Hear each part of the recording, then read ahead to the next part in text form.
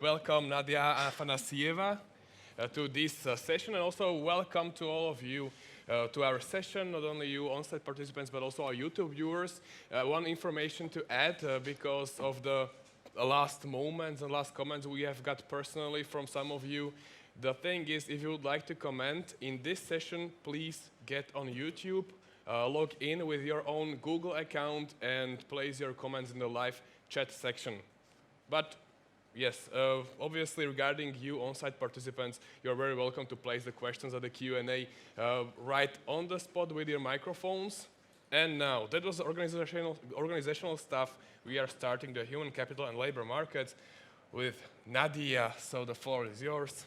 Thank you, David. Thank you for your presentation again.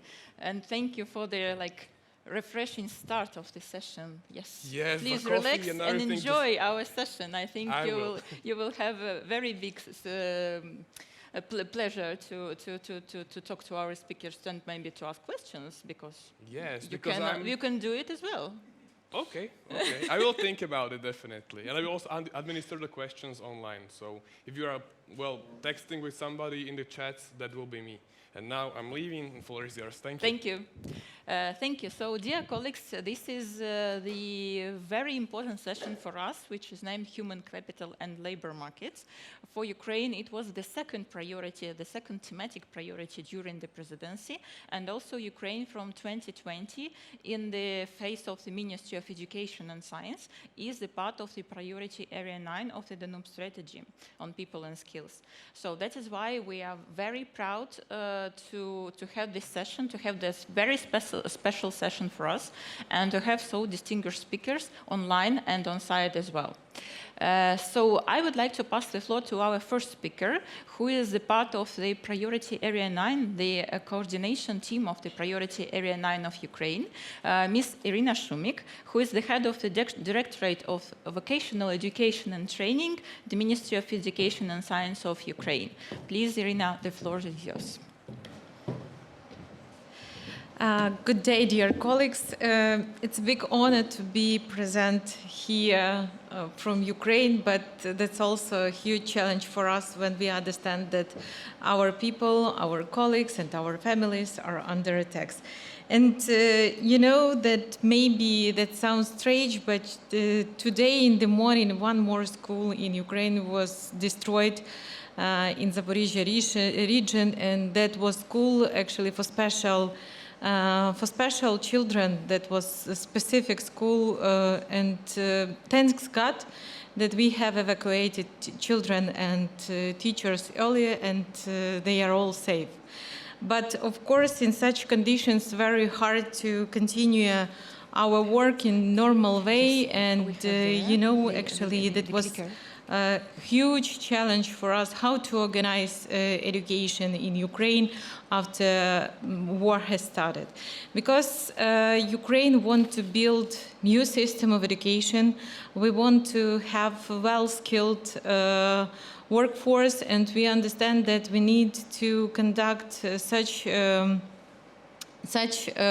conditions, to provide such conditions for our people, for their professional development and even personal development. In general, I am responsible in the Ministry of Education and Science for the vocational education and training, and of course the topic of human capital development is one of our priority. We have started in 2019 a big reform of modernization of vocational education in Ukraine.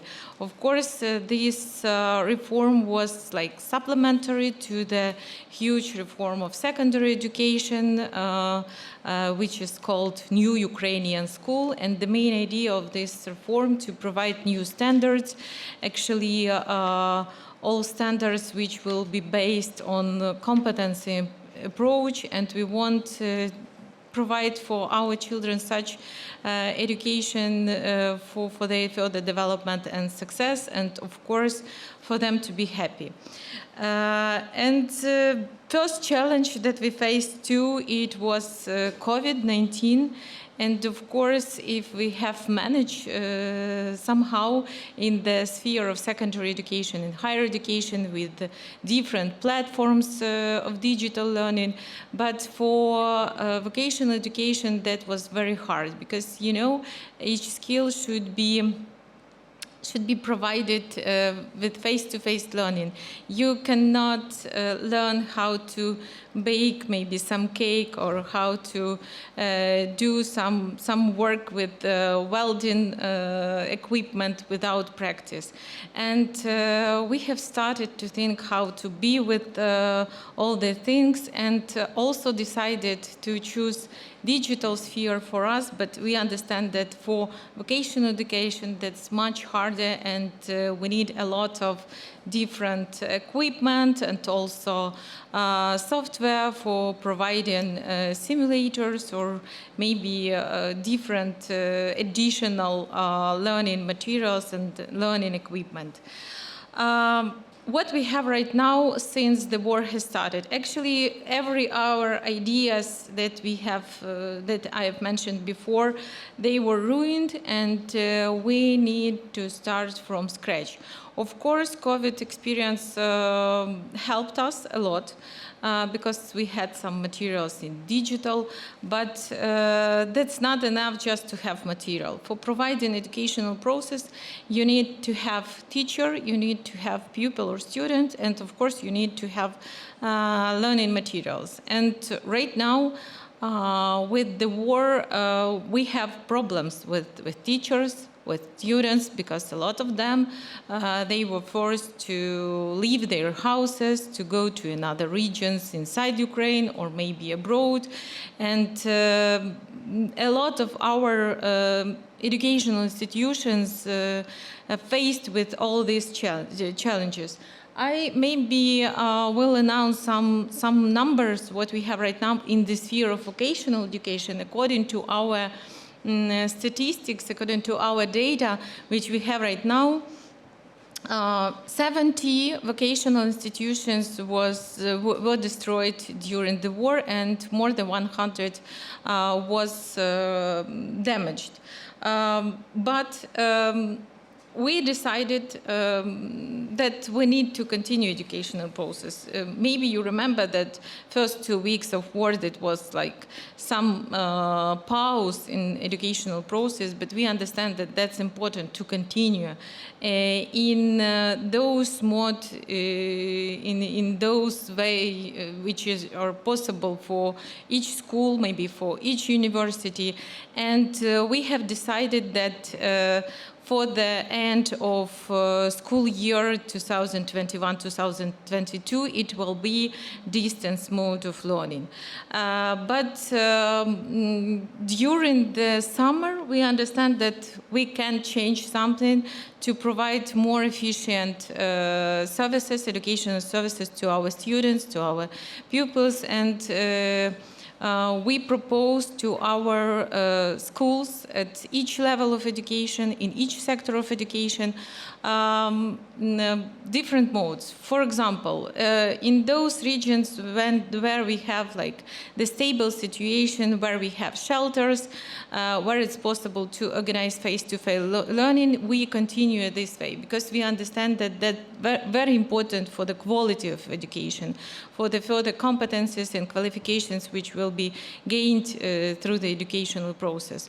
In those schools, in those regions where it's not possible to organize for all students, all pupils, face-to-face learning, we agreed to provide like combination of face-to-face learning or digital learning. For example, we have shelters only for half of our students, so we decided to divide some groups to learn this week and other groups to learn next week, or we are changing days for learning.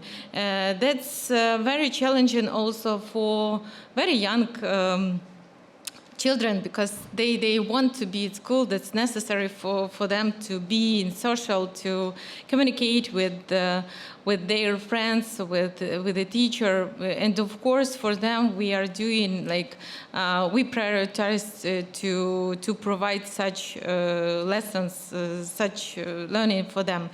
And third way, that's totally distance learning, and we understand remote learning. We understand that that's impossible to provide normal learning process in the regions which are struggled from the aggression and which are at front line.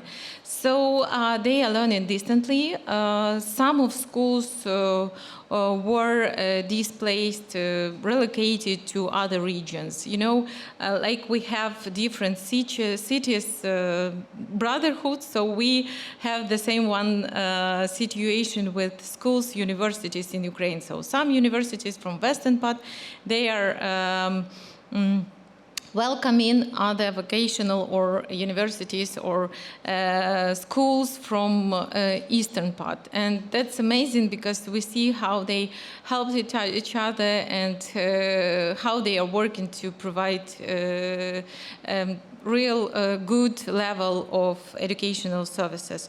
And in the field of vocational education, the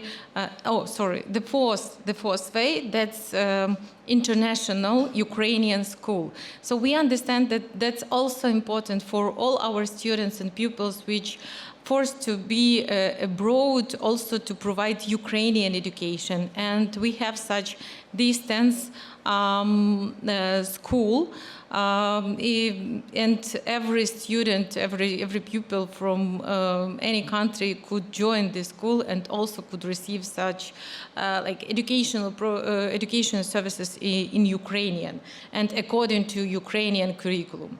But in my field, in vocational education, 85% has started new school year. As I mentioned before, a lot of schools was destroyed and damaged. So we understand that that's not easy. But we see that the number of students in this situation really good, and we haven't lost any student in comparison with last year. So we are proud of such indicators, and we are proud of our teachers and school management that they can provide such services. Of course, we have a lot of challenges right now, and we have different educational needs. That's digital content. We still need a lot of online courses, maybe some books which could work, for example, offline, because as you can see, as it was mentioned before, a lot of regions suffers without electricity, and in case if that's not possible to provide lessons in right time, at least we want for our students, for them to study maybe in the evening, so they can join with offline mode of learning. Of course, that's some equipment, because when teachers were leaving their houses, they forced to take the most important things. And big PC or monitor or computer is not the main thing which they were taking with themselves. And that's important to provide at those places where they are right now, different equipment for providing educational process.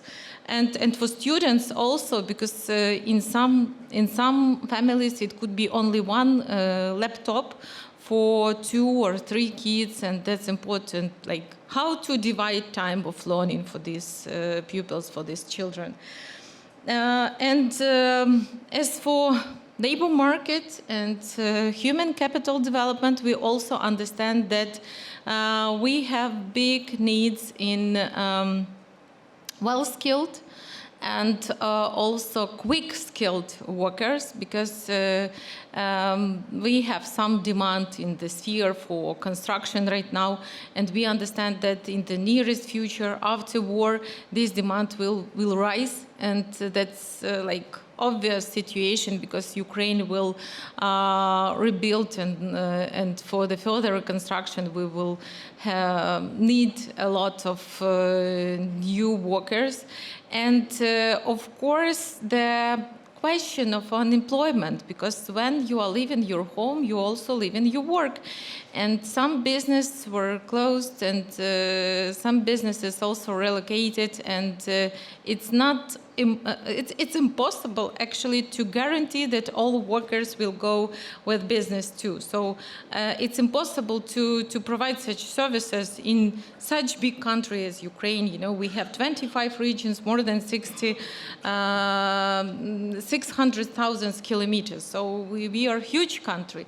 And of course, we need to organize different short-term courses for eternal displaced persons, for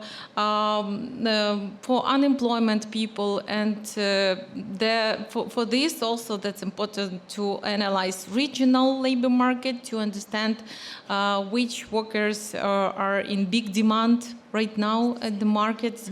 And we are trying to provide such researches, because before the war we had like piloting some researches with our state unemployment services, but we need to continue this work and to develop this software, because it's not perfect and it was just a pilot. But we are very appreciated for our international partners for huge support for providing such courses with our vocational institutions, and we think that of course this will be like a good example of how we react to the challenges of war. And one more thing, there's places for providing practical training for our students. All of them also need special enterprises or places for apprenticeship for this practical training, because we want for them to be oriented actually for employers' needs. Of course, with lack of resources, you understand that right now all our resources are going to the defense of our country, and of course we need to find additional resources for paying salary to teachers, for different revenues of our schools, and in this case we need to organize work for shelters in schools, to provide like safe conditions for our students and for our pupils.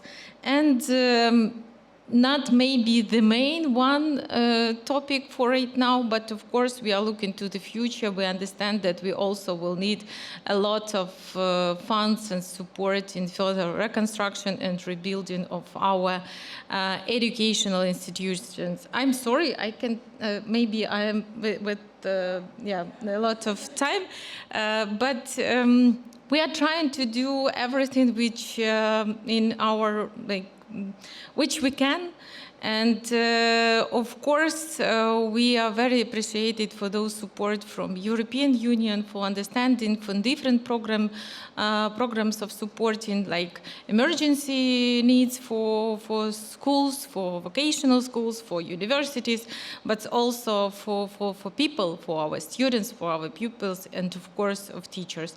Thank you. Yeah. Iryna, thank you very much for the presentation of the needs, the challenges, and we will definitely will have the more positive part of our presentations from each speaker, because we divided somehow, with the exception of one speaker who is online now, and this is Ms. Maryna Popatenko, Deputy Ministry for Youth and Sports of Ukraine. As I told you previously, we do have shutdowns in Ukraine now due to the yesterday's attacks, so we will had the possibility to give the floor to Maryna once, not like to other speakers, and unfortunately she will not be able to participate with us in panel, in discussion, in questions and answers. But if you have any questions to the Ministry of Youth and Sports of Ukraine, as a representative of one of the main parts of the human capital, which is youth, which is working with youth, so please, you can use the opportunity to transfer through us these messages as well, and we will be able somehow to get to you back all these answers that you are interested in, all the contacts. So, Ms. Maryna Popatenko, if you are online, we will be very happy to hear from you. Yes, thank you. Are you hearing me? Yes. Thank you. Dear colleagues and friends, first of all, I'd like to express my gratitude for the opportunity to address you on this difficult time for Ukraine. I also want to thank all of you for the support of Ukraine in our fight for freedom and independence. Let me start with some figures. At the beginning of 2022, the number of young people living in Ukraine amount to more than 10,200,000. These people ex 14, 35 who studied, traveled, worked, dated, fell in love, dreamed, and most importantly, people who could choose their own future in a free democratic society. This love ended overnight on February 24. Then Russia used deadly force for the brain grief, diet, murder, torture, and difficult discretion now, not just to a few occupied Ukrainian territories, but to the whole country. More than 2 million young Ukrainians have become internally displaced, and another 2 million have been forced to leave the country. It is almost 30% of young population of Ukraine. Other youth in the Republic of Belarus, as their loud part Russian troops have been deliberately destroyed Ukraine's civil infrastructure. Unfortunately, youth infrastructure is no exception. In 2021, there were more than 300 functional youth centers in regions of Ukraine, in all regions of Ukraine, and their number increased annually. As of today, 35 youth centers have been fully destroyed or damaged. Another 60 youth centers are under occupation. On the screen, you can see a picture of the Chernihiv Regional Youth Center before the war and now. This was one of the biggest youth centers in Ukraine, located in the center of the peaceful city. The ministry has joined the President of Ukraine initiative United 24, the key portal for receiving donation to support Ukraine. Within the portal, there is an account to help recover the destroyed youth center in Ukraine. The QR code is on the screen. This infographic will be shared with you by the organizers, and we will appreciate both the contribution and future dissemination on of this information. Since the beginning of the full-scale invasion, more than 420 children were confirmed killed, and other 810 wounded by Russian invaders.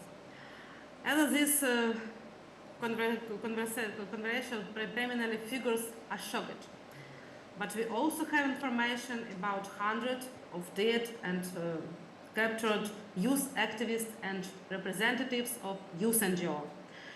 We still don't know the exact number of casualty among youth Ukrainians, but I want to bring one example to give you a sense of our tragedy. The war affected every young Ukrainian man and woman. Some lost relatives and friends, some lost their jobs, some lost their homes, but almost no one stands aside idly. Despite such grave losses, we believe in our victory, and our bride is close every day. I am sincerely proud of our youth who stood up for Ukraine, its democratic values and human rights. In March 2022, only 93 youth of 300 youth centers remained in operation. In May 2022, the number grew to 121. Today, 143 youth centers support young people across the country. We hope that this number will continue to grow and that the youth worker will continue to stand strong and resilient despite the dangerous condition and multiply challenges. At the Ministry of Youth and Sport of Ukraine, we see our key role in providing them with the necessary assistance and support so they could adapt to the new realities of life and work in time of work. The ministry continues to explore a way to support youth centers, youth workers, youth councils, youth NGOs, and as they fight to survive and provide young people with necessary services. They are our key partners, and they really on their active involvement and as we implement the government youth policy during the war and beyond. We are engaged with our international partners organization to develop a program supporting youth worker and youth center. But now more than ever, we value to speed of response from our international partners. We cannot afford to procrastinate or play around with the red tape, because every day is a lost opportunity to help young people service this terrible war. The count of the assistant designate with deep knowledge of our context, our needs, and the realities of work during this war. Support of youth employment is always in a focus of our attention. Admittedly, exploitation and education of young people do not always aligned with the surrounding reality of labor market. We have a high need in skills workers. At the same time, we need to build the interest of youth, of young people to be educated in trade, so they could fight employment in time of war. To give young people a chance to practice work skills via implementation, the national program of youth involvement in the restoration of Ukraine, Vidnova UA. The Vidnova UA program aims to promote reconstruction and normalization of life in the communities affected by the war in Ukraine by involving youth in volunteers activists. activists. The program is organization in the form of youth exchange involving local youth, IDPs, and young people from different regions of Ukraine. Program participants spent half of the day in training, cultural program, and networking, and another part of the day reconstruction the damaged infrastructure while learning the trade related skills under the guidance of professional instructors. Today, 4 product team have helping rebuild 3 youth center and 1 school. This program does not only teach trades, but also encourage youth participants and build resilience of young Ukrainians to the surrounded adversities. This has been a valuable program, and we hope that next year, with support of our international partners, we can scale it up nationally. In summary, let me thank you again for the years of trust, partnership, and for your continued support to the Ukrainian, to the youth of Ukraine. Much has been accomplished, but ever more works is ahead of us. As we look forward, where are some areas where we could especially benefit from your partnership and support. Rehabilitation of youth center infrastructure, support to youth NGOs and youth workers, the system of organizational or individual grants. Support to youth entrepreneurs.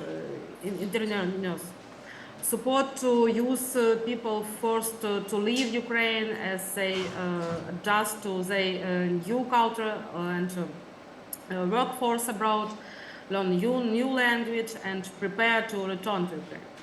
We are open to future elaboration and only discussion to the details of there and other initiatives. Sincerely hope that young Ukrainians will soon be able to return from the front lines or from the new town and country who hosted them during the trying time. And that they will help rebuild the Ukrainian communities from rubble. But there is much work to do in the meantime. Today, as we focus on our victory in this unjust and brutal war, we applied to our allies and partners abroad to provide what is necessary to defend our freedom and our common values. But as we think of the future of our country and of our common Ukrainian home, the powered weapon we will need more than tanks and HIMARS is capable and educated youth. As difficult as it is, together we can stand to build the future now. Dear colleagues, friends, thank again for supporting the Ukrainian youth. Is it a desire to live in independent democratic state, free to choose their own future. Thank you for your attention. Dear Deputy Minister, thank you. Thank you very much for being with us. Thank you very much for your time. We know the situation, so we will let you go for the session for Q&A. You will not be with us, but we are here. We permanently, like all the participants of the forum and all the speakers of the forum, are permanently expressing this support to Ukraine, the solidarity to Ukraine. So these words are very important for us, and we are transferring to you the same vibes, we can say like this. So tримаємось, and thank you very much for being with us. And the next speaker, I would like to pass the floor to our next panelist, and I would like to address the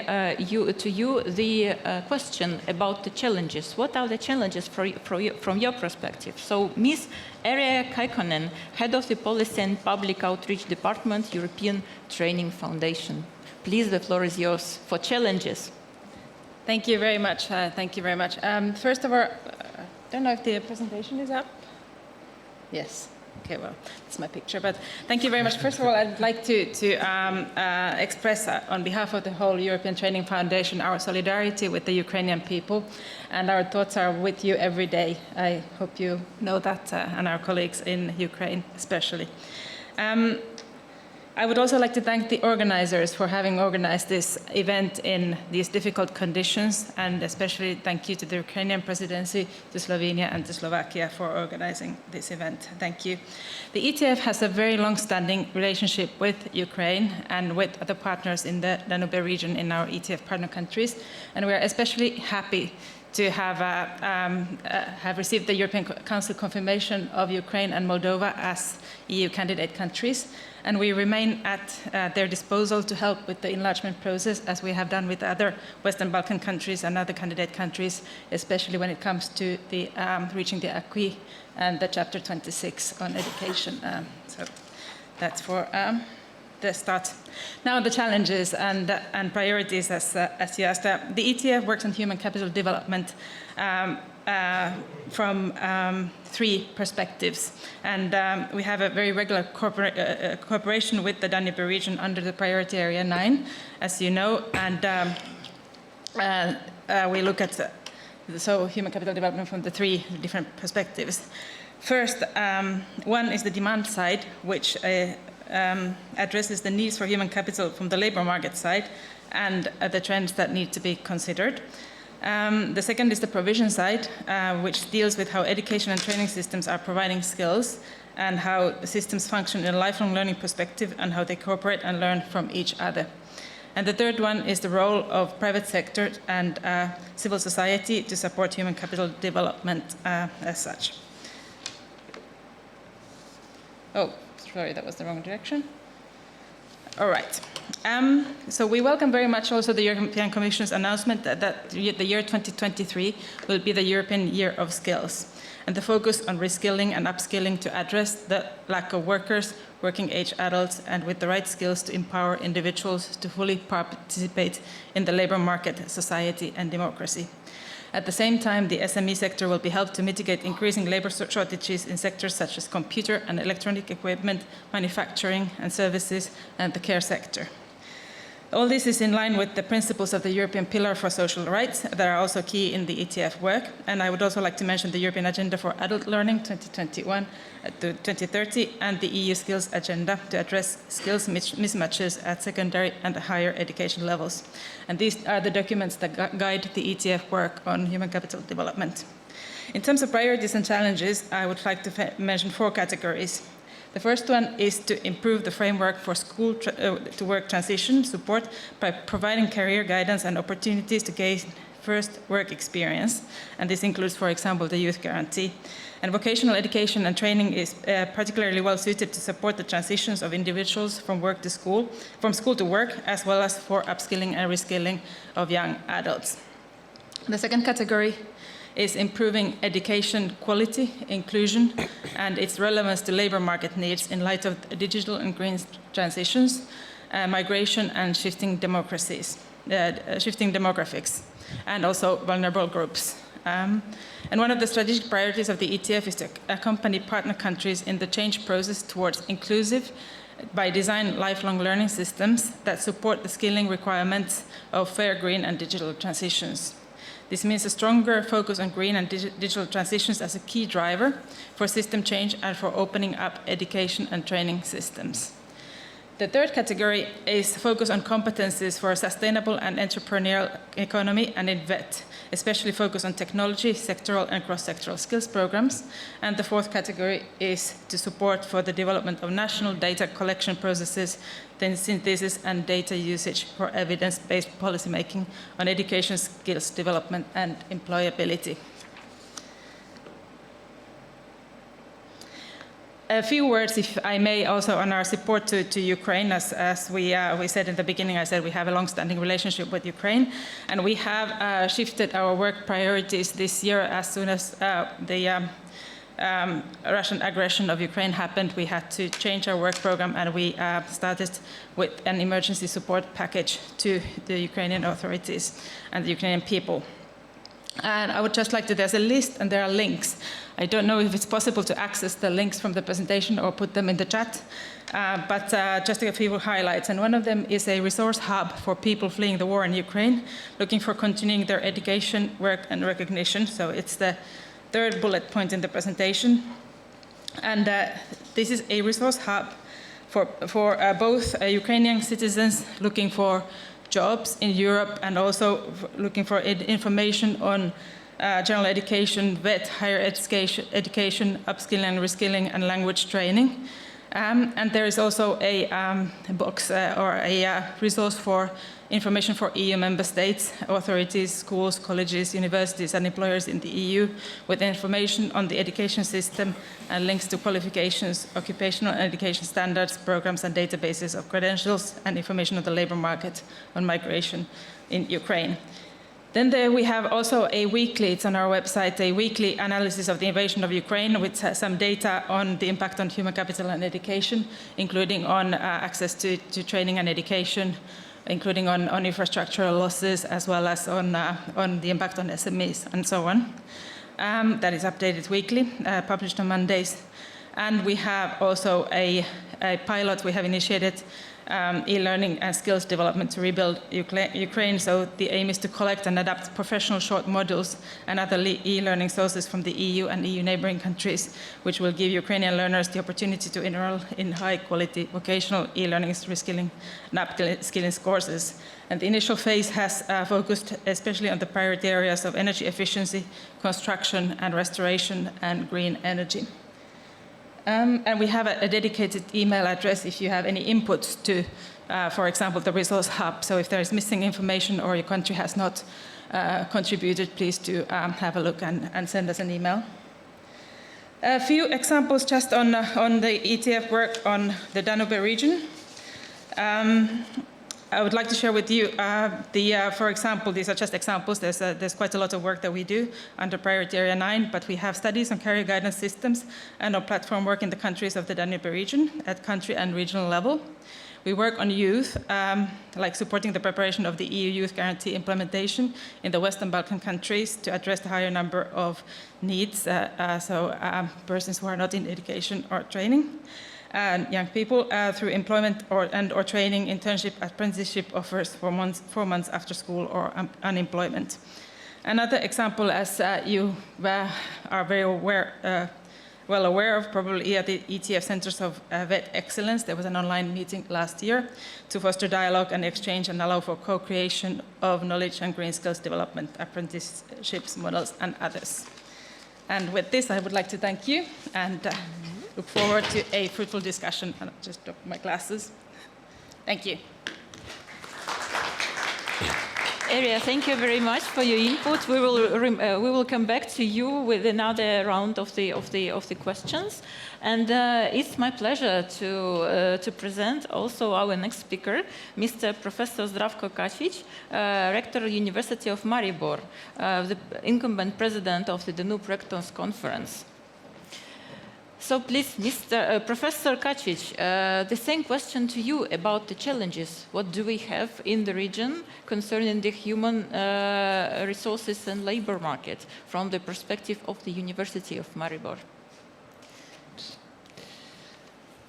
Thank you very much. First of all, I would like to say that it is very difficult to discuss the challenges and opportunities that we have to assure the bright future if having in mind the catastrophic present time. But as I am sure that we all strongly believe that there is a bright future for Ukraine, there is a bright future for Danube region, and there is a bright future for Europe, I will continue my presentation. Tackling the challenges, I would like to point out several issues that we at the university sees for the future as opportunities for the Danube region and for recognizing the added value that the Danube region brings to the European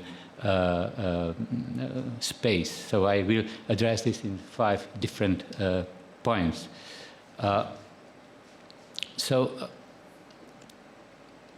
Regarding the challenges at universities, according to Bologna Declaration, we mainly concentrate on the 3-cycle system. That means that graduation at one of these 3 levels foresees obtaining specific competences within a certain field. Mostly, there are only a few contents that one might pick from other fields. For example, in Maribor, there are 10% of the overall workload dedicated to this issue. In the economy, one needs additional knowledge and competences that are not necessarily related to the primary occupation domain. Universities attempt to cover this by offering optional courses for communication, intercultural and language skills, and more rarely other skills, as there would be digitalization, knowledge transfer activities, and other more demanding skills, what is many times seen from the industry as not sufficient. However, the reason for that is actually that somebody can understand this as a rigidity of higher education studies. But as once a program is accredited, strict procedures must be followed for any change to assure that the diplomas that are being given to the graduates are actually I would say, the reflection of the knowledge that these diplomas assure. So, in one consequence, we can consider also an occasion where a professor, for example, dies, then you know that you have a problem that you have to solve quickly, but we must activate the formal procedures to provide equal situations which may take much more time than we would like to, but just for the reason that we want to assure high quality and, of course, credibility of the diplomas that we issue at the end of the study. However, it is important that a certain degree of rigidity in this respect is necessary, since the universities educate the students with their study programs for the future, not for the present, as the study usually takes 2, 5, 6 or even more years. In this context, we can only respond to the so-called, or we cannot respond to the so-called daily needs of the industry. Nevertheless, the challenge is to strive to find a balance between rigidity and responsiveness to the environmental needs. Nor we should underestimate the difficulties connected to studying during employment, as it brings challenges in connection to the tax law, to scholarship eligibility, and other things. However, to address further challenges, we are convinced that the most higher added value jobs are potentially created and connected by the results of the work in the level of PhD students, as on this level the factors of studies, research and innovations are closely connected. The same or similar can also be implemented for master, graduate, and in some cases also for vocational bachelor programs. The key word is open access. To free the full potential contained in a Danube region, universities must find a way to implement open access for doctoral students, and also for other students, from the region to their programs, services, and infrastructure. Our young generation must be motivated to recognize that all that they need is available in the region. We must strive for brain circulation to prevent brain drain. Not only the Danube region, all of the Europe suffers from brain drain and a lack of highly skilled professionals, especially for future jobs in digital transition. This slide shows some elements standardly sought for by students to be able to achieve their best possible career results. Many are there, but the path towards them is not open to all potential users. And of course, this is one of the important challenges. As mentioned in the beginning, universities are expected to provide human resources ready to start working from the day one in full capacity. For this, we need to know what the human resources needs to be able to do in 4 to 6 years from the day we start with education. On the example of digital competences, we may see very well that studying information technology to be perfect digitally skilled employee is insufficient. I have listed just very few examples of what a graduate should bring along besides the elementary education obtained with the standard study of electrical engineering, information science, or another branch of technical studies. And it has to be in mind that we have to be in the position to predict what will be actual in 5 to 6 years' time, not what is needed today, because students that enroll today will actually come to the labor market in this period of time. Of course, one of the challenges also is the need to address the current needs of the environment, that means industry in many cases, and in this respect we see as the answer to this challenge micro-credentials. Micro-credentials, we already heard about this today, is actually today a buzzword, and in connection to creating a more flexible higher and maybe also other education. By macro-credentials, we understand certification of knowledge and skills obtained in less formal and shorter education activities. They are usually meant to prove that a person has some knowledge or skills by attending educational activities and probably also passing the verification of the learned in a defined period shorter than the usual course at the university. At the university level, we are now working on necessary standards to be followed in development and in implementation of macro-credentials, as well as rising awareness of the importance and potentials of micro-credentials among all stakeholders, especially industry partners, as we can, with close cooperation with them, in much greater extent address their needs and fulfill their expectations at present. The micro-credential has been especially discussed among the stakeholders, at least in the last 3 years.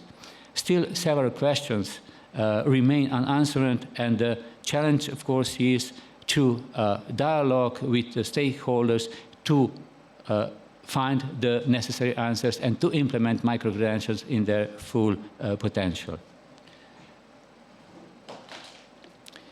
So attending a meeting of the steering group of EUSDR Priority 9, my colleagues learned that higher education is not in the foreground of interest of this priority, as it focuses mainly on STEAM professions on the level of secondary education, because most of the people are needed there at the present.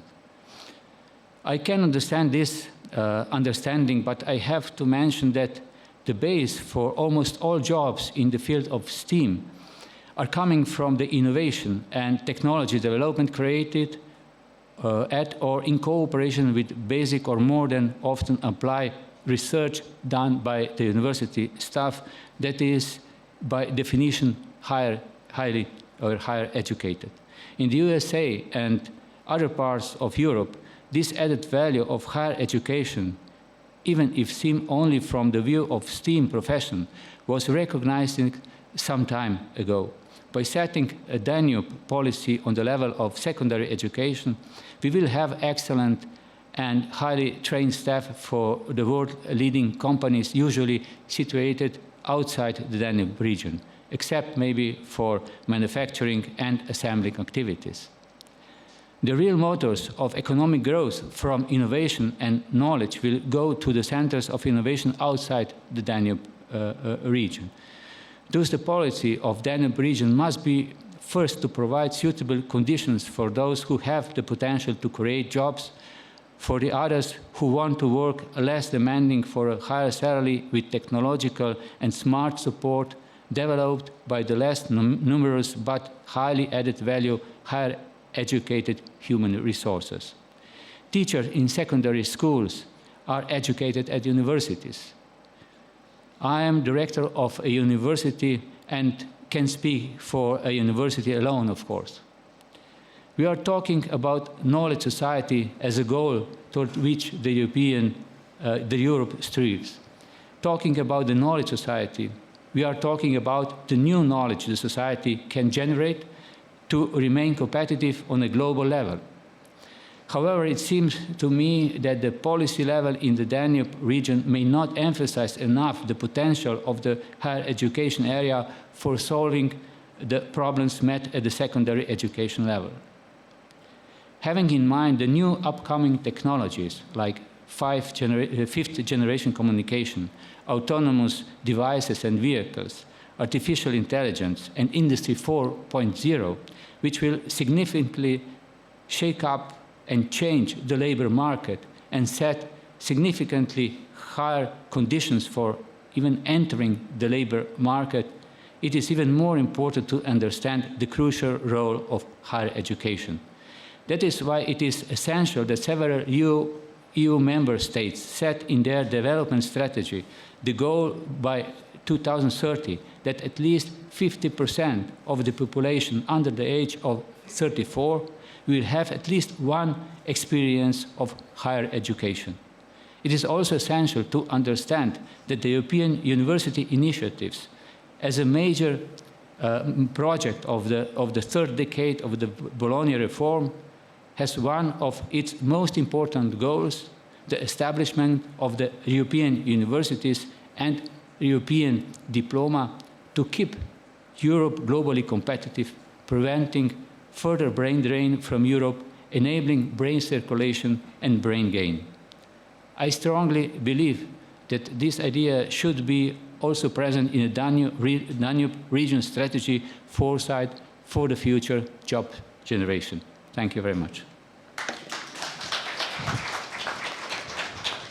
Thank you, Professor Kačič. I would like to pass the floor to the next speaker who is in line. We permanently are discussing the possibilities of synergies between 4 macro-regional strategies which we do have in the European Union together with the candidate states as well. So I would like to pass the floor to Anders Bergström, Policy Area Coordinator, PA Education, Science and Social Affairs of the EU Strategy for the Baltic Sea. This is very important for us to see the challenges of the Baltic Sea strategy. What do you have there? And I really believe that we do have there a kind of the synergies with the Danube strategy as well. Please, Anders, the floor is yours. Anders, the floor is yours just for a question on challenges. Please concentrate on this question. Thank you very much. Thank you so much, Nadija, and I'm so grateful to be able to be with you today online. I would have liked to be with you in Slovakia.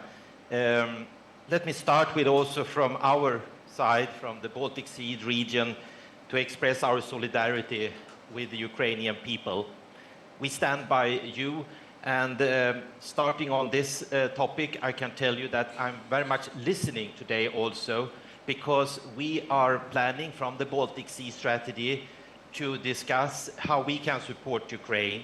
And there will be an initiative, a conference later this year on this topic. So that's why I'm very much interested in also learning from you now today. So I will share some lights on how we look at these topics from the Baltic Sea region. And I have concentrated now today on 3 challenges. There are certainly many more, but I want to start with the demographic challenges, basically related to people living longer and staying healthier longer, which we are certainly very happy about, but it certainly also is a challenge because it's about our pension systems. We know that the pension age is going up more and more. I think soon it will be around 70 in our macro region.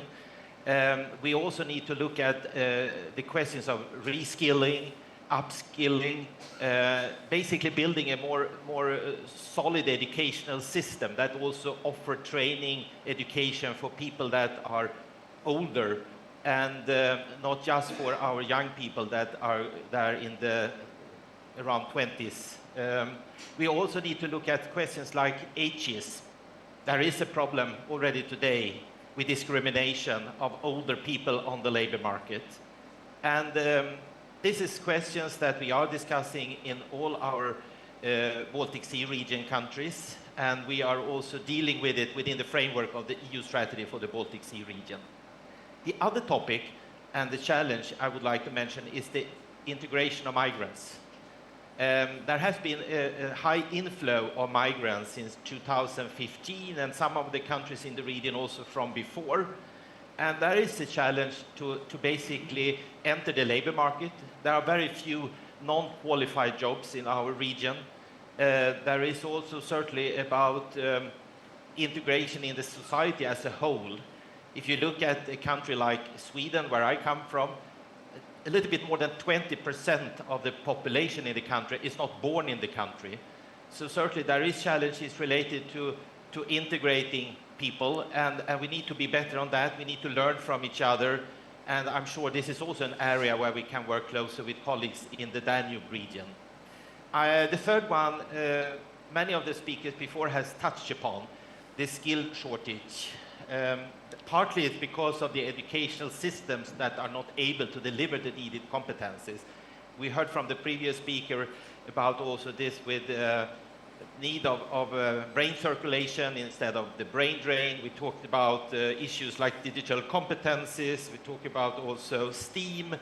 There is a lot of questions related to this challenge where we actually need to be more agile. Our educational systems need to be more agile in delivering the needed educations, the needed competencies. And this is also a topic where we are working together in the Baltic Sea region to see how we can be better at this. I have actually a fourth point. I don't have it on the screen, but I want also, because I heard about this school to work, vulnerable groups of young people is an important challenge to address. And certainly they are part of the second one in the group of migrants, but it's also our other young people in the countries that are in the group of needs, not in employment, education and training. It's about 10% of the population in this age group, 20 to 30 in Europe, that actually is in this group. And this is, I would say, a ticking bomb for the future. We need to work on them, and we also do that, but we need to be better at how can we help them to integrate in the society, actually finding a job, start their career. And this is, I would say, a fourth challenge. I stop there and look forward for the discussion. Thank you. Thank you very much, dear Anders, for the challenges. And the last question on challenges I would like to address to our last speaker, Stephen Jonathan Halligan, Senior Project Officer, Danube Region Program, Joint Secretariat. Please, the floor is yours. Just concentrate on challenges, and then we will go on. Do you have the slides? Yes, you will have the slides now. we would ask our technical team to start the slides. Firstly, I'd like to thank the organisers, particularly our Ukrainian colleagues, because of obviously the difficult situation. So thank you very much. And you, of course, here today attending and online. I'm taking a slightly different spin on this in terms of, because yesterday we had quite a series of presentations on the challenges and the needs in the region as a whole. So what I thought I'd do is to look at the program that we have, the Danube Region program, which is the cooperation program for 14 countries, and look at the operational sort of challenges of the program. Let's see if the slides come up. But I think I can keep going, and because those are a number of points. Yeah. So we have a new program, the Danube Region program, and this is obviously a successor program. I think many of you know from a Danube Transnational program and the Southeast Europe program before. And I see some faces, you know, from the earlier programs here, so welcome. And one of the new aspects of the program that we have now is a different focus. We have a new priority which looks at labour markets and human capital. And this is obviously exciting for us, but it's different. We haven't had this experience before of working in this priority area as the opportunity now is provided. So this creates challenges in terms of how we generate the interest. Do we have the organisations in this field who are aware of the programme and can offer sort of project leadership or project partners that can make this priority work?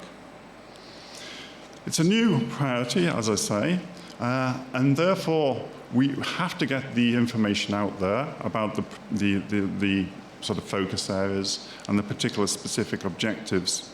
But also we are aware that this is a very sort of different approach in the sense that we have national responsibilities on labour market and education.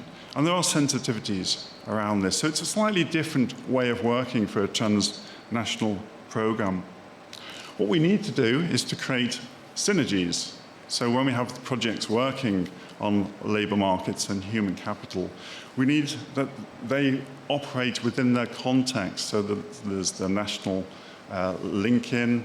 There's also other European programs, for example, ESF+, which are strong in these areas, Erasmus+, and others. So it's really about creating an understanding of the space in which we operate in and across the region so that we don't have duplication and we have joint working. This is quite difficult, I would say. Not an easy thing. The strategy for the Danube region certainly helps with this, and we've been talking about this, for example, in the priority area 9, and having the involvement of the managing agents for ESF+, for example. So it's something that we need to think about and develop as a program when we address this topic. Financing is a big issue for us here, because organisations now, public and private, have difficulties. We know they have difficulties in terms of financing.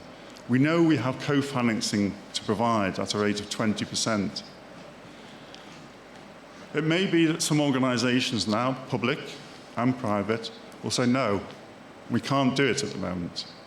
So there's a difficulty there with financing. We also operate not a pre-financing situation, so you're paid in arrear. So we're hoping that we still have organisations that can cope with the financing difficulties which will come ahead. It's uncertainty, isn't it, which is a problem as well. What's happening? Of course, a war is the ultimate uncertainty. We have the difficulties of COVID, and this is transmitting into the environment in a difficult situation. There are positives, though. I mean, even in a war situation, the Ukrainians kept going on our last programme. The financial controllers were going through a remarkable situation, really, that they managed to keep going. But it's creating difficulties with uncertainties. With the new programme that we have, We will be moving more towards the non-EU countries in terms of emphasis, so emphasizing the importance of the involving non-EU members. We think there are a lot of challenges as we approach the topic, but we think also there's plenty of opportunities. We think it's a great opportunity for organizations to work transnationally, to offer different perspectives. So we bring in the social economy with the public, the private with the public. And so we feel that there are great opportunities despite the challenges of implementing something like this at the moment. So thank you for my first intervention. Thank you. Thank you, Stephen. And I would like still maybe for you to remain here, because probably it will be a little bit more like unexpected for everybody to make the next round of the session in the vice versa format. But if the speakers would like to, you can be like without any kind of quake. We're not here for the quake. So please, Stephen, I would like to ask you the question about the perspective. We do speak about the challenges, we do speak about the problems we have, we do speak about the solidarity and cooperation we can demonstrate one to each other. But what are the perspectives for the human resources and labor market from the perspective of the Danube Region program? So I think I have slides now. Yes, you have your presentation. Maybe not.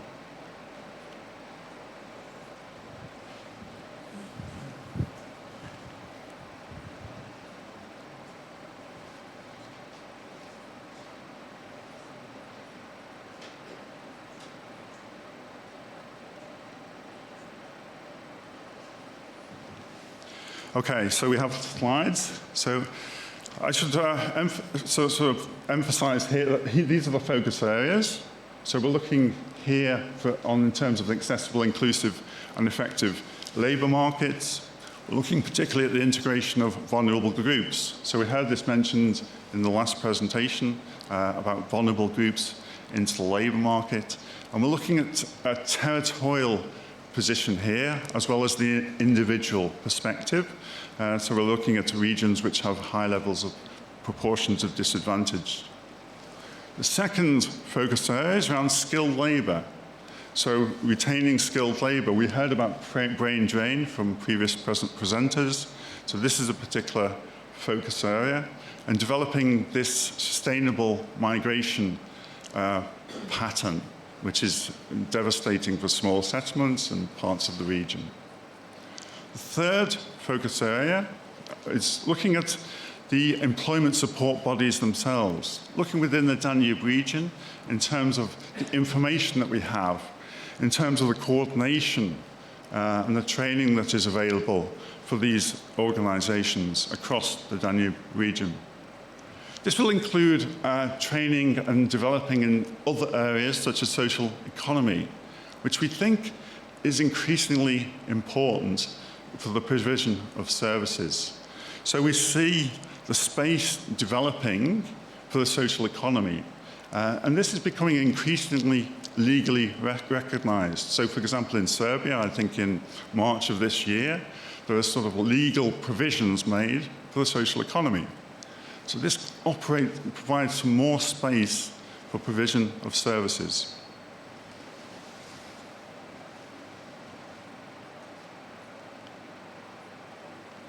The second main priority area we have is accessible, inclusive, quality services in education, training, and lifelong learning.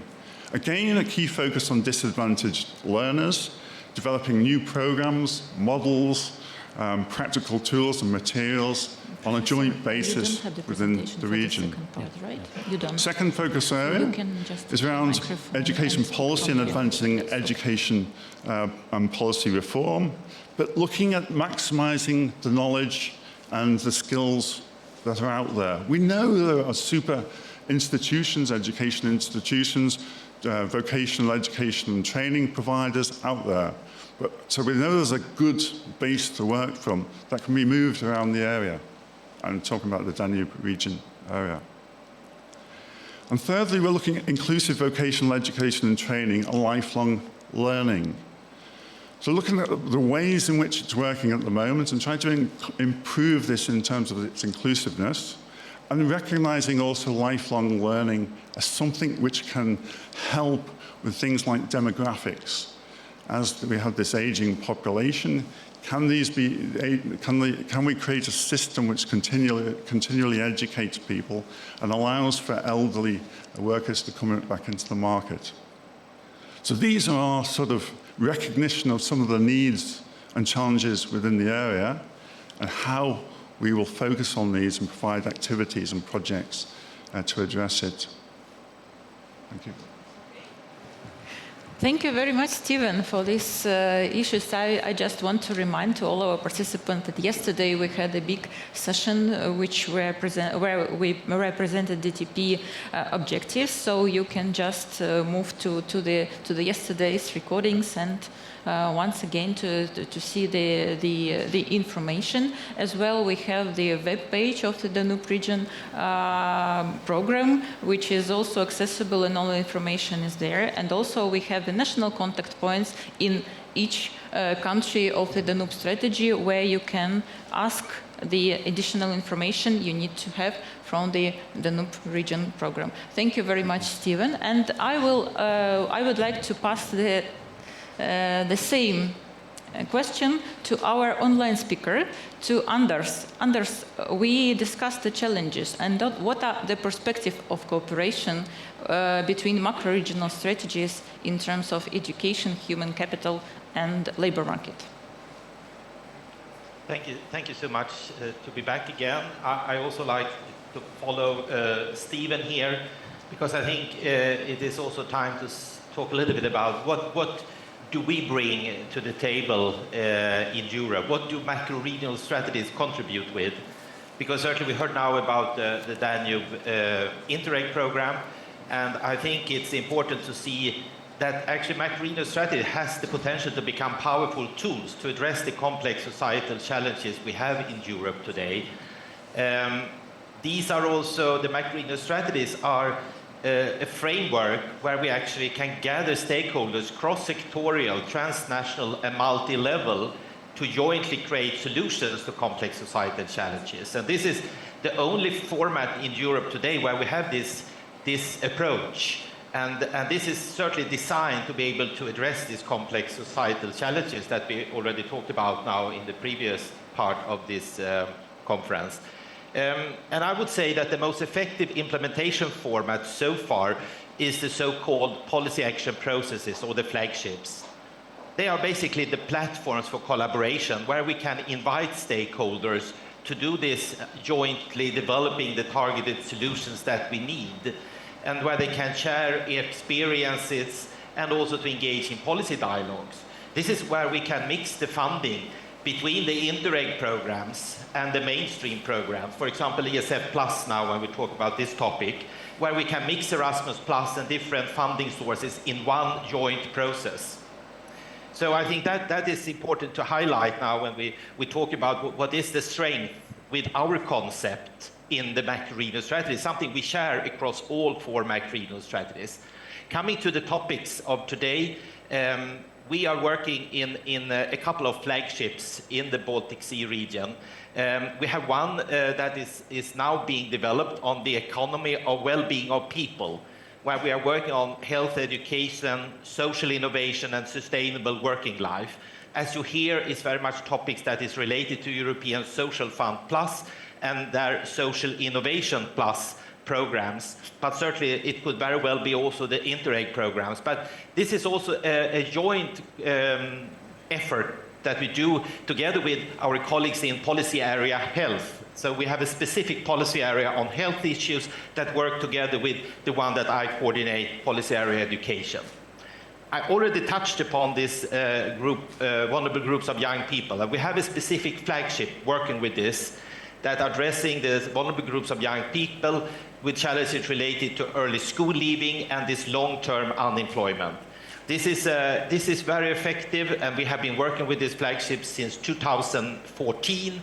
It's closely working with the European Social Fund, and it's a lot of investments that are going on at the moment. One that I want to highlight today is about one-stop guidance centers, where multi-competent teams are brought together from different services, social workers, working with youth organizations, working with public employment services, and all are gathered in one service center.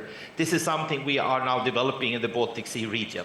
And finally, I already also talked about this integration of migrants, where we now are developing a new flagship together with our colleagues in Hamburg, northern Germany, that are leading this work, where we actually look at this early, recognizing the potential and to see how can we ease the way for the migrants into the labor market to avoid this, how to say, problems that they are sitting in silence for a long time, waiting for residence permits, but do this early and try to find a way into the labor market. Thank you, I stop there.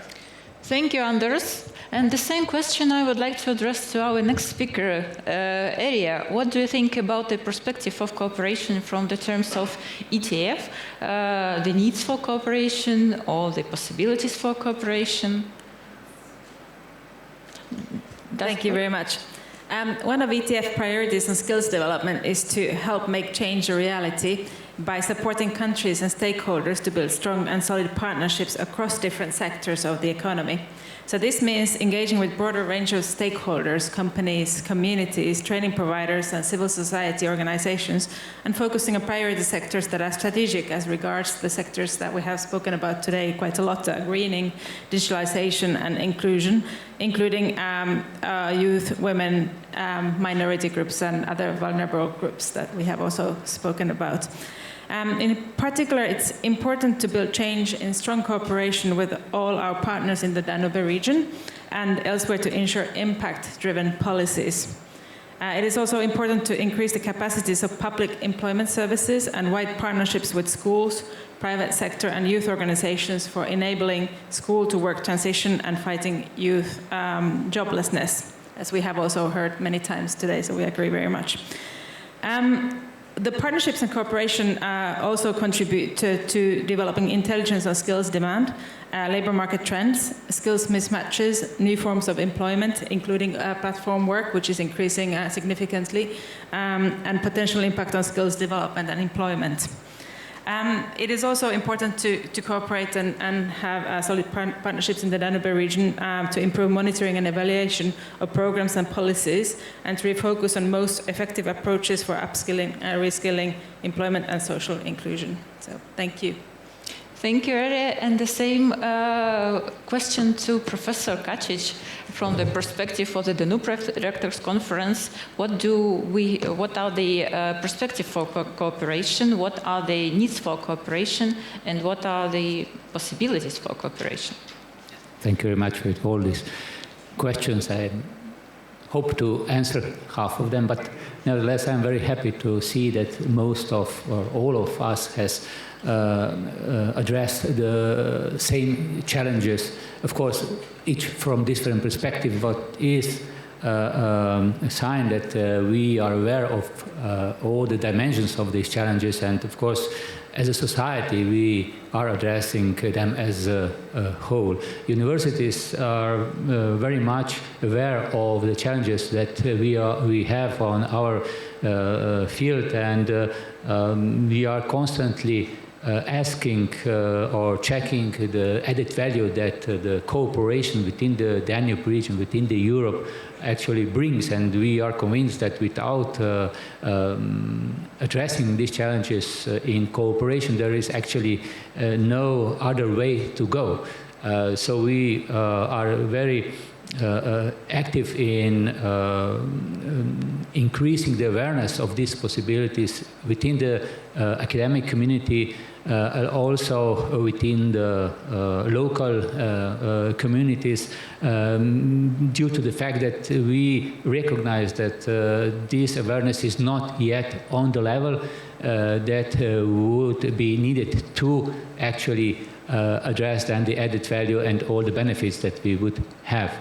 So one very good example is European network alliances, university alliances, which actually have and already show after the 3.5 years of program the concrete results, how the alliances can on much higher level address the problems that Europe actually faces with, and that is, as I mentioned, brain drain, brain circulation, and brain gain. And in the same aspect, we see that also a Danube region has this problem, and that we should address this in a similar manner.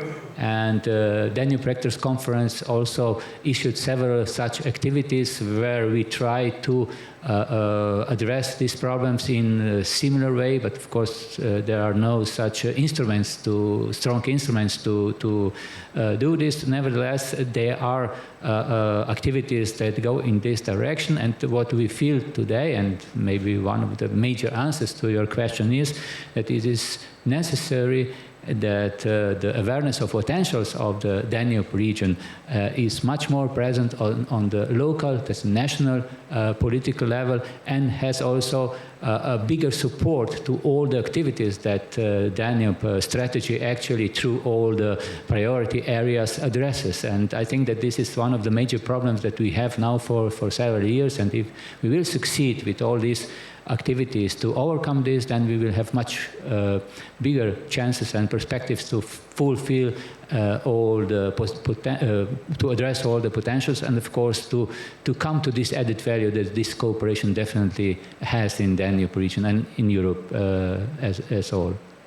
Thank you very much, Professor. And last but not least, Iryna, please, the perspectives for Ukraine from the Ministry of Education and Science of Ukraine. Of course, in our situation, it's hard to be clear in our vision of future development in education, but we can, of course, to define some key directions. First of all, it will be a resolving of security issues for educational institutions, of course.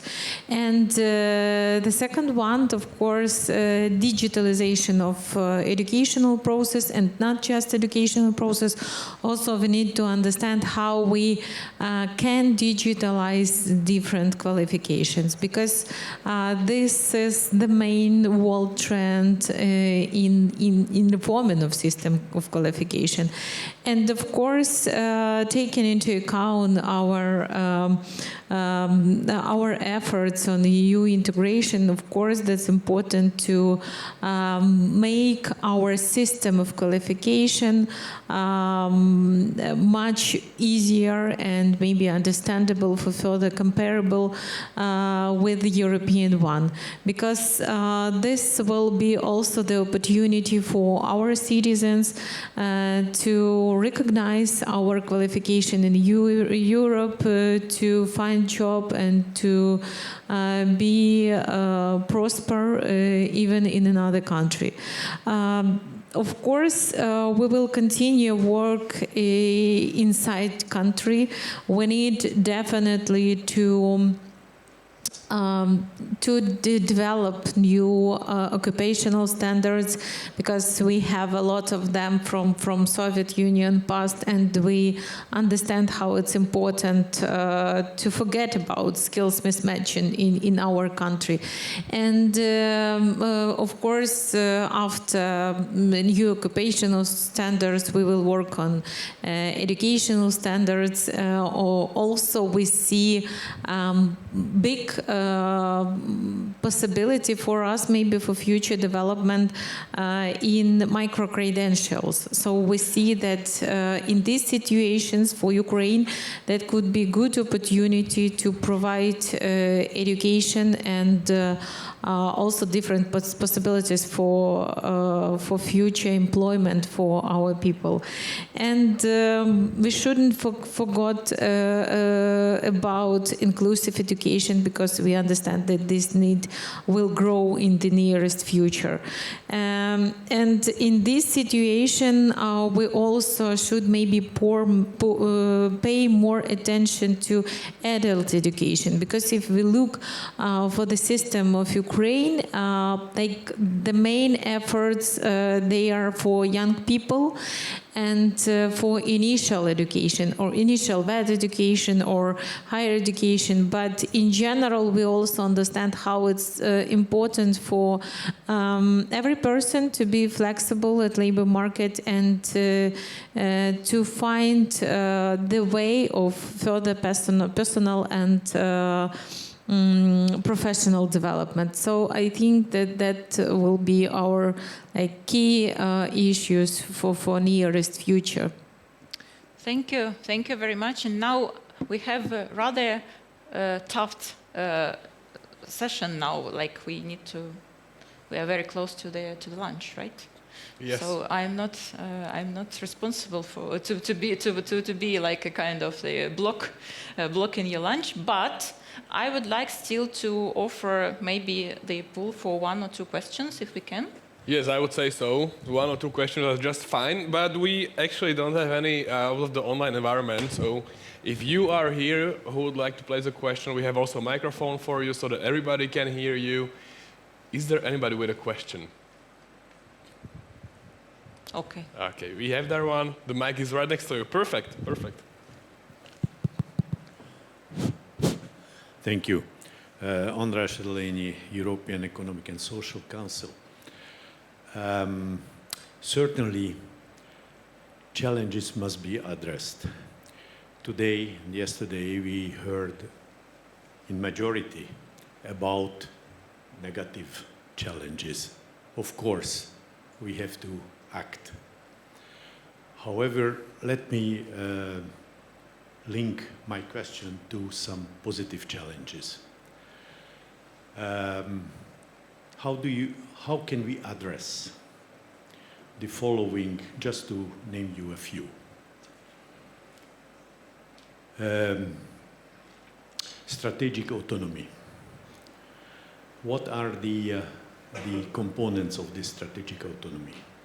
It's reshoring, repatriating industry, manufacturing to the union, to the region. Earlier, outshored.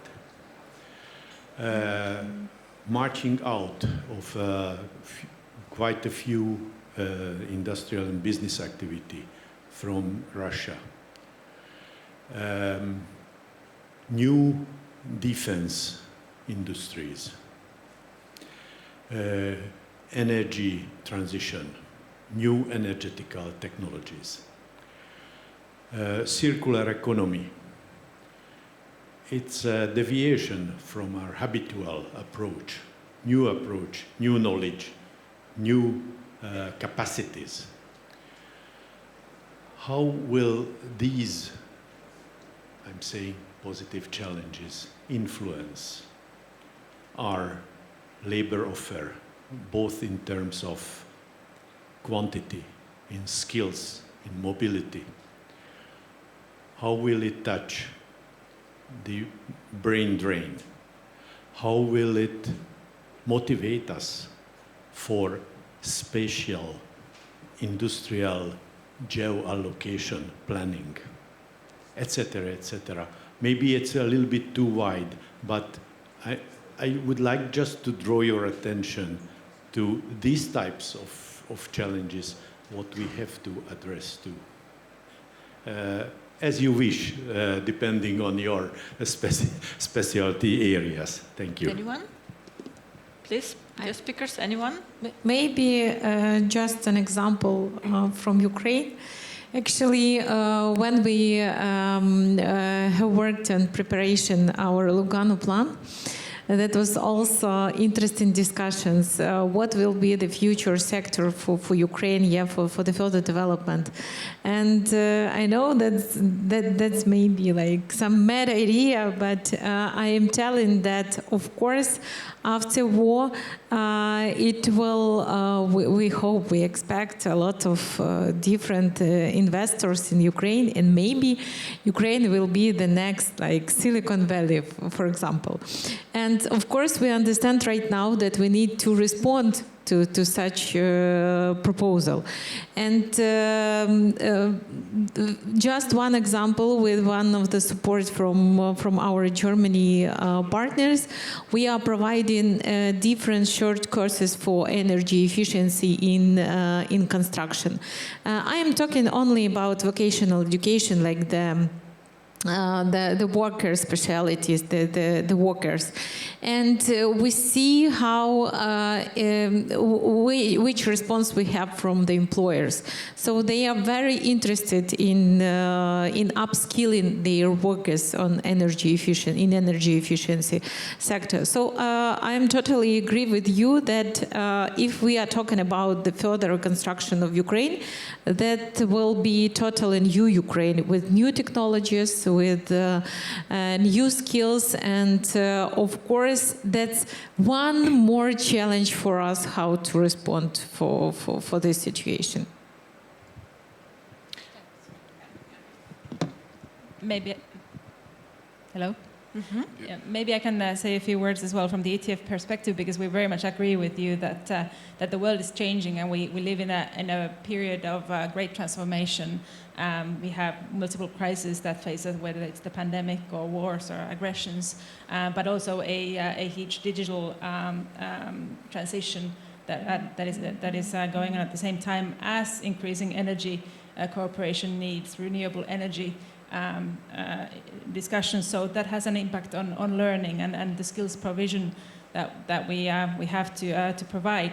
And from the ETF perspective, I think we feel that traditional education systems will have difficulties in keeping up with the pace of change, and that's why we will need to have more flexible learning pathways and well-defined skills certification and recognition procedures. And I think the micro-credentials is one of the elements that will help greatly on adapting to change and having a recognition of skills that goes beyond having an education. But also then looking at the sectors, I think Iryna mentioned a little bit the sectors that have potential to growth, and to look at the company and enterprise needs in those sectors, and what are the skills that they will be needing, and what can we do, how can we provide those skills in a quick and efficient manner to also then address the need to for example, in the case of Ukraine, to ensure that the people will go back to Ukraine and there will not be a permanent brain drain. So really to have very focused education offers.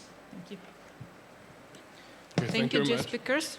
One more, Mr. Professor. In short, I would say that you pose a very strategic questions, of course, very influential for the whole Europe. But I would say that it is the answer to most of this question is on which route our ship will actually go. At least last pandemic showed what we can do if we join our forces. We can do in 1 year more than previously in 10 years. And this is just, I would say, the same situation. So the science is there, the industry is there, and then there should be a strategic decision if we will produce something in China or we will produce this in Europe. Will we be dependent on the Russian gas, or we will invest in some other development? And I think that it should be a strategic political decision how Europe sees their future in which direction. And I'm sure that universities, that the society, that the companies will respond, will go in this direction, and we will surely meet the goals that we will set in this long-term run. Mm-hmm. Thank you. Yeah.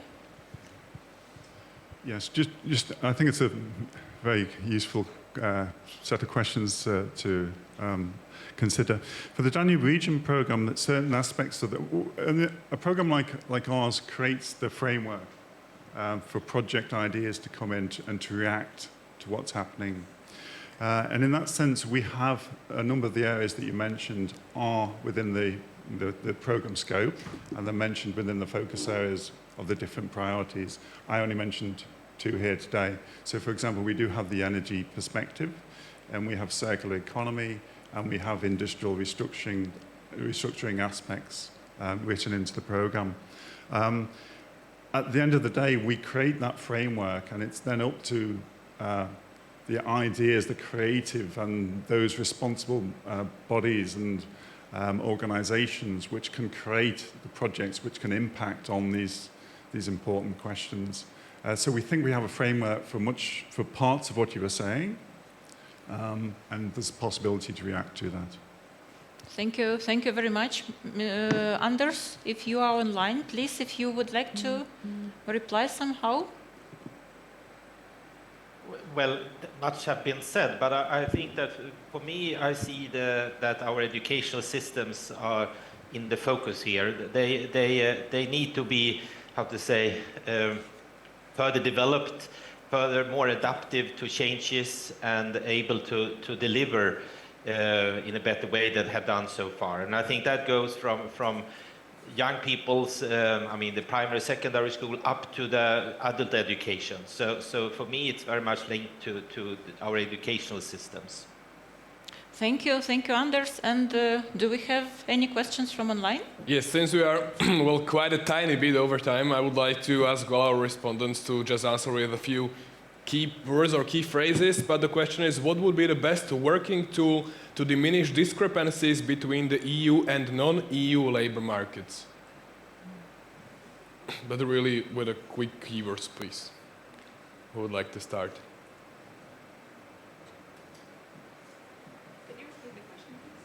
Can you repeat the question? Yes, what would be the best working tool to diminish discrepancies between the EU and non-EU labor markets? Working tool. The instrument. That's hard to say. What we are trying to do right now, that some researchers trying to compare different national Ukrainian qualification framework and European qualification framework. We have with ETF this work and receive very good report. And right now we know what we need to do to align the same requirements or to correspond the descriptors in European qualification framework. Of course, it's necessary to look to the occupational requirements, because in different countries it's a different description, and also for further possibility maybe to use unique system of or common system of qualification. We need to have, for example, the same system of assessment of learning outcomes. So it could be different ways, but in general we see that to have similar learning outcomes is very important for us, and similar approaches to the further assessment and recognitions of qualifications. It will be much simplify all the procedures in Europe. Mm-hmm. Thank you. Anyone else from speakers? Online, on site? Okay, so basically we ended with... okay, sorry. Yes, I think that what you can also start with is mobility programs more, to start to have possibilities to have, for example, a summer job across non-EU members and EU members. I mean, there are things possible, I think, to do in the mobility of young people here, to start to get to know each other's labor market, to be known in the labor market. So I would add mobility as a low-hanging fruit here to start with. Yes, and let me add, actually, this year, first time, we have 10 projects with our Polish colleagues in Erasmus+, because it was opened for Ukraine this year, and that's a great possibility for us to realize such programs of mobility, and maybe to provide even certain mobility within the apprenticeships. That's also possible. So yeah, it could be different ways. So we need just to try and to choose the best one. Okay. maybe I can just add, because I agree that the recognition of qualifications is the most important element, but I think there is also value in networks, and we have the ETF Networks of Excellence where you can share information about learning outcomes and what makes what responds to the skills needs in EU and non-EU countries, because the network covers both. And then also the other kinds of very specific networks on discussing qualifications, for example, that we have. So the answer is we have tools. We have tools, Yes. we have instruments, we just need to know the information about them, inform ourselves about our commitment, how can we be involved in all these tools, and just move on. So on this positive side and note, I would like to thank all of you for participating. Most of all, Nadija for moderating and hosting this session. Big applause, please, for our participants. Thank you. And also for you for staying with us. So not to make it any longer, we are meeting with each other at 2 p.m. That's around 40 and something minutes, right in the hall across where we started the event. Thank you very much, and enjoy your meal. Thank you, colleagues. Just can we make a photo?